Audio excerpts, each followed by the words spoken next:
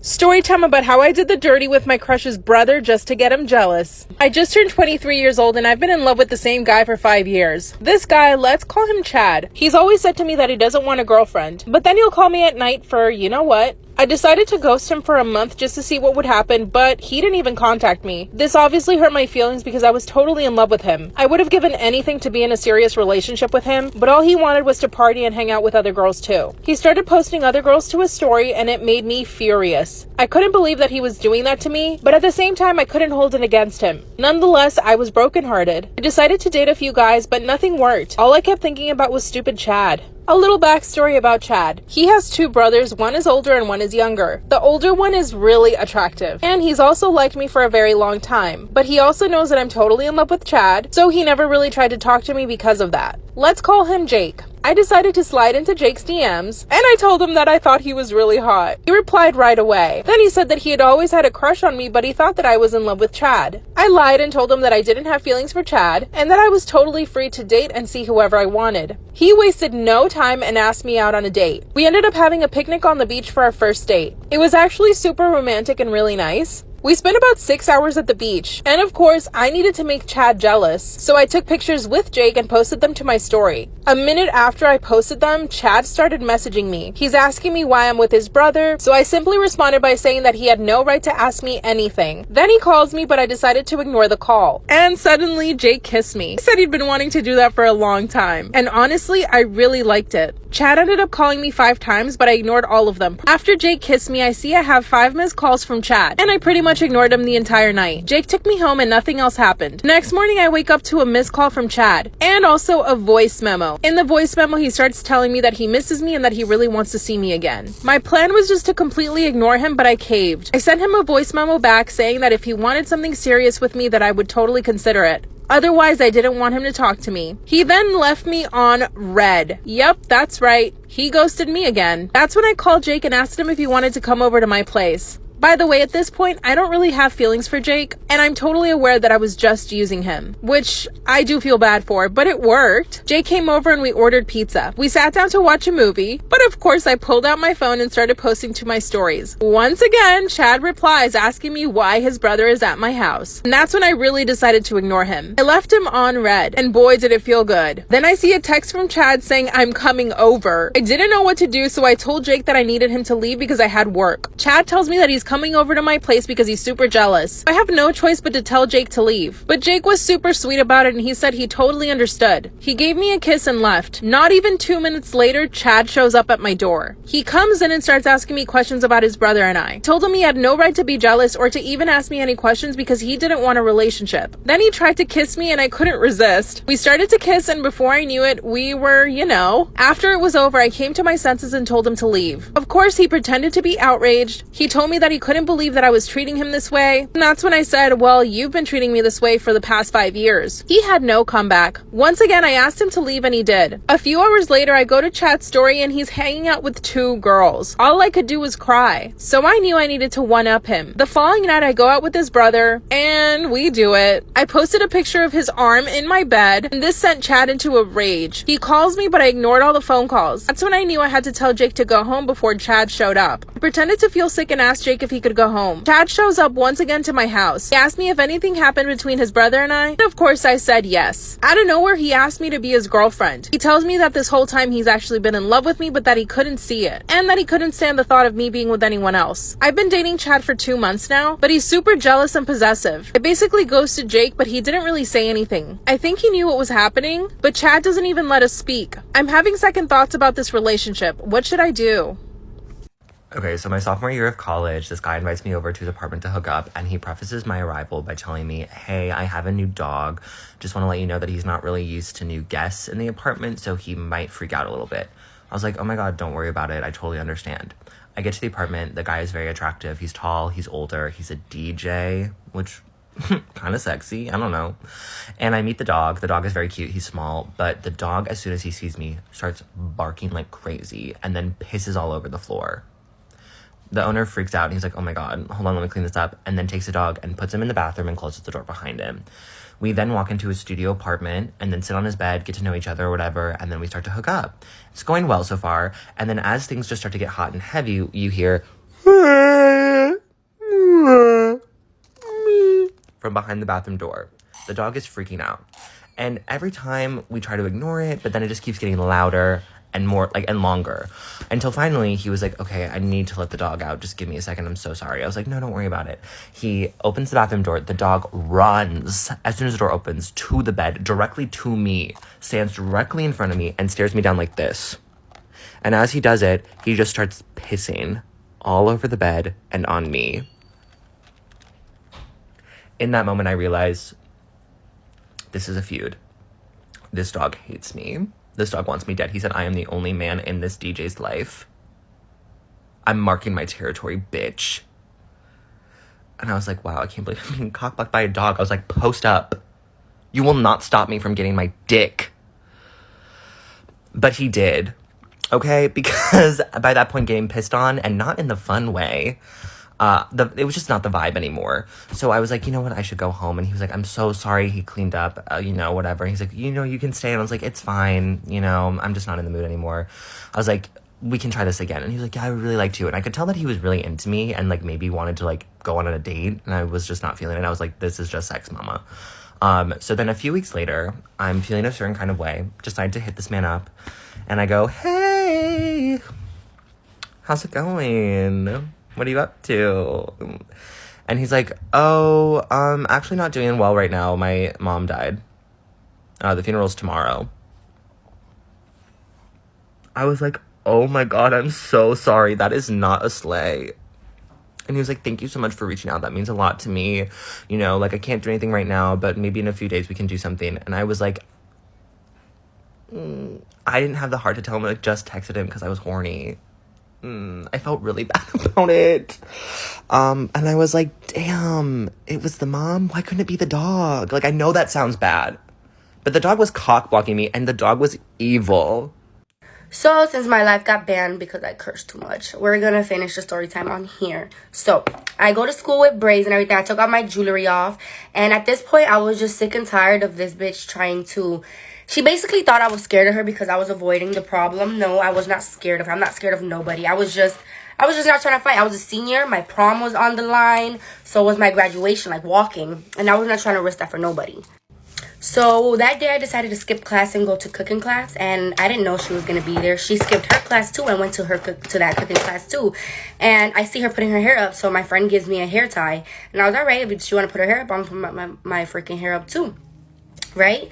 So when that period is over, we leave the class, and like she's waiting outside the class with her little group of friends and shit. And my friend was like, Samantha, like, like you're bugging, like prom, your graduation walk. And I was like, you're right. So we turn around and we walk the other way, and we go to lunch because we had lunch that period.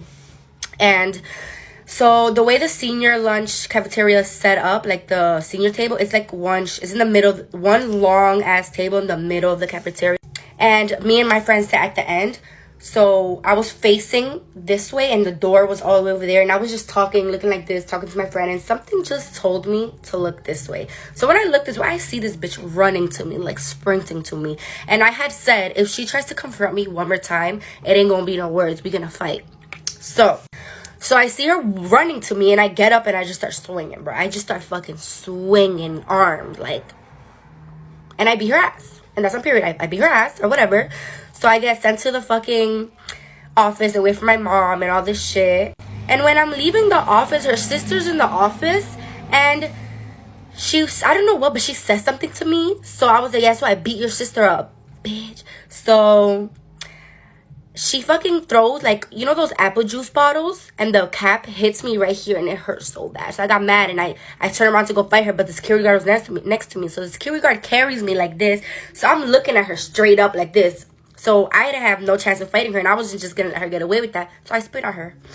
I had clear view of her face, and I spit straight on her face. Like, that is pretty disrespectful. Hey, ain't nobody told you to throw that shit at me. Like, what? So yeah, that was that story time. So yeah, guys, my life got banned till next week. Community guidelines. I'm guessing it's because I curse a lot. I'm gonna have to control that. So yeah, thank you to everybody who was on my live. This is my finished look. I'm just putting on a little bit of lip liner and some lip gloss, and that's it. Follow my spam account so that I can go on live there. Am I the asshole for telling my sister she was out of her mind when she said she wanted to take back my child, whom I adopted from her? My 36 sister, N, 29, got pregnant at 18. I am infertile and knew I couldn't have kids, so when N said she was giving her baby for adoption, I decided to be her mom. N went no contact 5 months after giving birth. For a bit of background, N got pregnant by a one-night stand, and she apparently didn't remember or know the father at the time of birth. But when V was 2, a man, T, 35, messaged me on social media claiming to be the father of my child. N had run into him at a club and drunkenly confessed to the pregnancy. We met up, he bonded with his daughter, and, well, that man is now my husband of 7 years. Coming back to my sister, she called me yesterday. Although I was surprised at her call, I picked up. We made some small talk, then she said she had just gotten married a year back and both of them wanted children, but couldn't because her husband was infertile but really wanted kids. I asked her if she wanted to adopt and she said she would, just need to get her baby back. I was speechless for a few moments before replying that if she wants to meet my child as an aunt, she is welcome to, and we both can sit V down and explain the reason for her absence. But she just can't ask me to give up my child. She said she'll sue me as she's the birth mother. I told her she was out of her mind, and I told her about T. She exploded, calling me names and saying I stole her life. I got too emotional and hung up. T came home from work, and on explaining to him, he was beyond furious. I then got a call from my parents saying I was an asshole for telling N she couldn't have her baby. I said I never said that, and I welcomed her to bond with V, but they refused to listen and said I was being insensitive and harsh and flaunting my family. I now feel bad because me and N were very close as sisters, and I feel quite close to her situation since I know the struggles of infertility. T said there was no way he was letting my sister have full time, and I agree, but I want to know if I'm the asshole for being too harsh and telling her about T. Just so everyone's aware, I did legally adopt V at birth. T adopted her too after we got married. N never wanted kids, and I feel the only reason she wants V now is because her husband wants kids. I don't know, but I think this is it, and T agrees. Am I the asshole? Am I the asshole for snapping at my biological dad and saying if you really love me, you'll pay child support? I, 16, non-binary, wasn't raised by my biological father. He left after I was born and my sister was 4. He never cared to visit or take his time on visitation, especially no child support. My sister is now 19, 20 in a month, and I'm 16, 17 in 2 months. He stopped contact when I just turned 14, and since then, nothing. Not even my half-brother. Now, on New Year's, he texted me saying, I know I'm not a part of your life, but I love you, and Happy New Year. I didn't respond till later that night, snapping that he can't love me if he doesn't know me or what I went through, and he's never supported me or my sister, and that if he really cared, he would pay child support and let me have a possible future. He didn't respond, so I sent another message saying, this just proves that you don't care, and you just want to feel better for abandoning me. Still nothing. I haven't told my mom yet, but am I the asshole? Am I the asshole for yelling at my husband for discussing his dad's death on my dad's birthday? Yesterday was my dad's birthday, so me and my family took him out to dinner at a nice restaurant. My husband, Joel, seemed a bit distant, but I didn't talk to him about it so we wouldn't ruin the mood for my parents. On the way home from the restaurant, I asked him what was wrong. He said he missed his dad who passed away about 2 years ago. He explained that he couldn't stop thinking about his dad. I let him talk to the kids about his dad for quite a bit. I was getting sick of it. Our children, 12 female and 9 male, shouldn't need to hear his sob story. I told him that's enough talking about his dad, and he apologized. But when we were back at the house, I heard Joel talking to the kids about his dad again. I told him to stop, that the kids did not want to hear it. Joel argued that his dad is the kid's grandfather, so of course they want to hear about him. I told him it's fine to tell stories about his dad, but he's taking it too far and that he'll just make them depressed. We argued for a bit, the details are not important, and in the end, he accused me of being an asshole. I thought he'd get over it by the next morning, but he hasn't been talking much, and I can't help but to feel it's related to last night.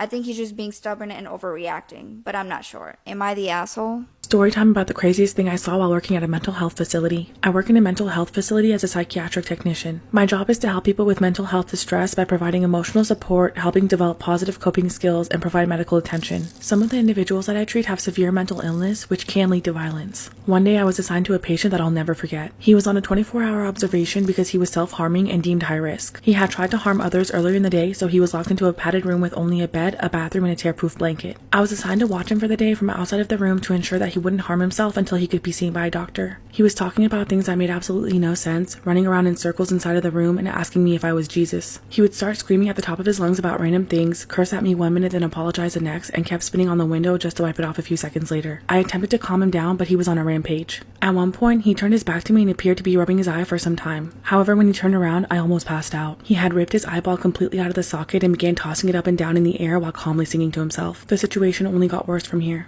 The man continued throwing his eyeball in the air and catching it while calmly singing slow jams. In disbelief, I immediately called for the guards to come and help me. As they came running, I told the man to stop playing with the eyeball and put it down. He then flashed me a smile and put his eyeball close to his mouth. I knew where this was going, so I begged him not to do it. He proceeded to put his eyeball in his mouth and began intensely chewing it. The guards unlocked his door and rushed in. He was jumping and running around trying to avoid them. When they finally got him restrained and under control, they told him to open his mouth and spit out the eyeball. Sure enough, he quickly swallowed it. I asked him why he would do that, and he told me that President Ronald Reagan told him to. He said it's okay because he still has another eye left and he could see just fine, and that he only wanted to have one anyway. That's when the ambulance arrived to come and take him to the hospital.